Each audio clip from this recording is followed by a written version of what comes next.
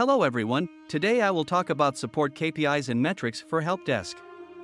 Let's start with an executive summary.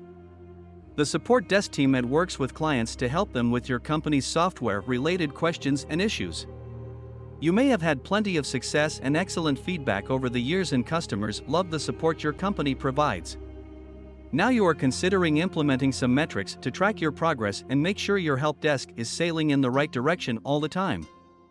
In this video, I start with some definitions and concepts we should agree on.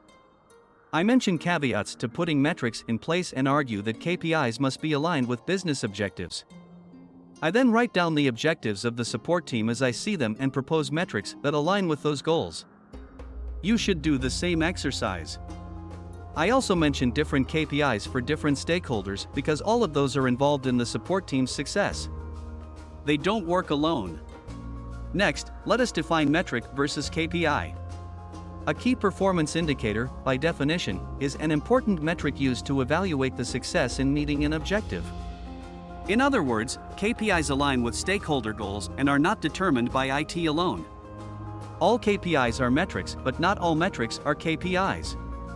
A metric is a statistic or a measure of a raw number. Some metrics can be vanity numbers that don't help us improve. For example, number of new tickets per day. This is a metric but does not tell us how well we are performing and if we are on track to meet objectives. On the hand, median days to solve is both a metric and a performance indicator for how we are doing in help desk. Are your KPIs measuring success in meeting objectives? If you cannot answer that question or your answer is no, you may be providing standard metrics and not KPIs. Now, let us define leading indicator versus lagging indicator. KPIs can be split into two types. There are many easy-to-collect metrics, but they are not all helpful in improving, and some only measure activities that should lead to outcomes. We need to measure the outcomes instead. Being fast should lead to customer happiness, but we should be measuring customer satisfaction and not the speed of the agent, for example. A leading indicator is one that is a kind of input that leads to outcomes. It provides benchmarks that, if met, will be indicative of meeting overall KPIs and objectives. For example, CSAT score. If it is high, it can lead to customer retention or more revenue. Kind of a proxy metric. Lagging indicators measure output that's already occurred to gain insight on future success. They are harder to change. In other words, the leading indicator predicts the likelihood of achieving a goal, while the lagging indicator simply measures the goal while looking back. For example, the percentage of tickets closed on first contact is a leading indicator because solving tickets quickly should lead to objectives like having happier customers. It measures an activity that we do but not the outcome. Confusing the leading and lagging indicators can incorrectly make the metric a goal in and of itself. For example, is your goal to walk 5 miles a day or is it to lose weight? Both can be measured, but should they be? Next, I want to clarify KPI versus SLA. Confusing an SLA for a KPI can also cause agents to focus on the wrong activities and metrics as being a goal. For example, we have a goal to provide fast support, and an SLA could be put in place to flag tickets that took too long to solve or have not had a response from us for a while. A breached SLA would require intervention from a manager, for example, for this case. This does not mean that we should have a KPI measuring ticket response time to make sure the average ticket hits X minutes. In this case, the proper KPI would be X% of all tickets should not breach the SLA. You need to know the purpose of the support desk at your company before making metrics. Why are we here? The support desk's reason for being is to help customer be successful with your company's products or software applications. They achieve this goal by doing activities such as answering how-to questions and requests, giving solutions and workarounds to error messages, and escalating issues to engineers to get patches quickly.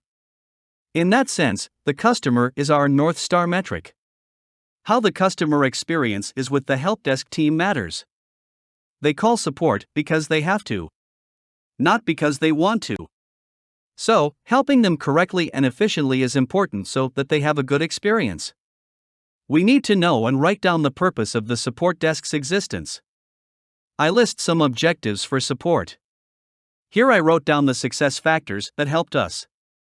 Over the years, there have been activities, teams, and processes that allowed your support team to be successful.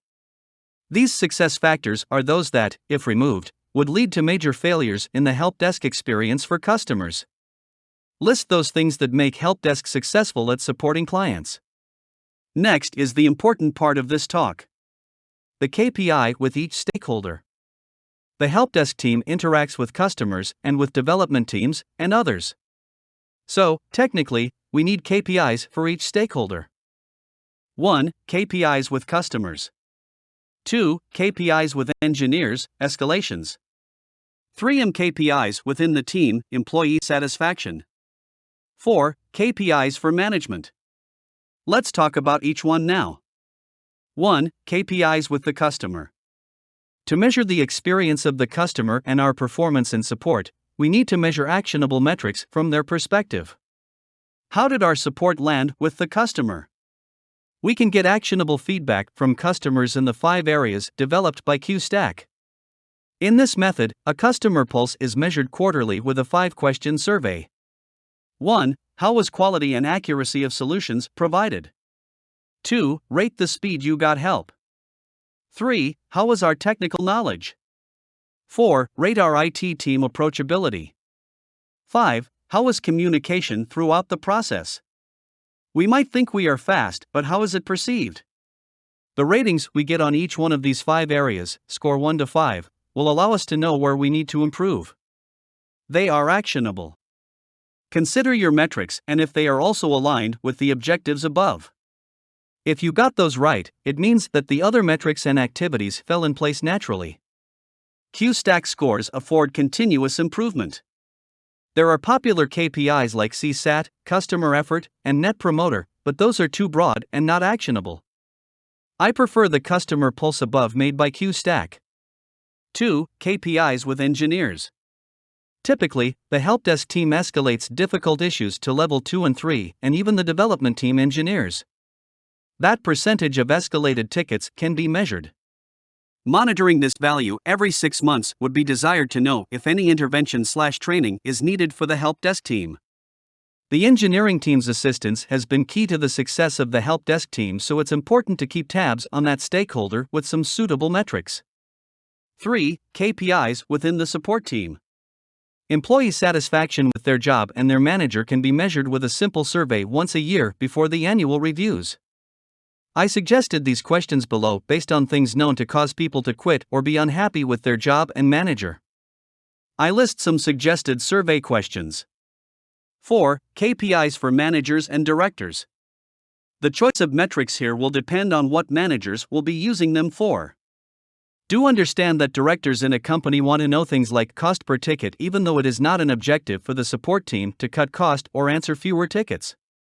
Other, company-wide initiatives can lead to a lower or higher cost per ticket, such as better documentation or consolidating systems/tools into one SaaS service, etc.